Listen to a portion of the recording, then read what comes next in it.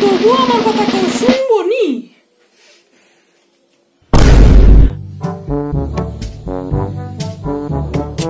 কি পরে চাকরির লেটার আয় করছে না দুটা মানে না সারাদিন খালি খাস আর ঘুমাস পড়তে তো দেখি না দেখ কই চাকরির লেটার নি তোর আয় করছে পড়াশোনা ট্যাগ মেরা দিস। লকডাউনে কে পড়ে মা? চিল এনজয় দ্য লকডাউন।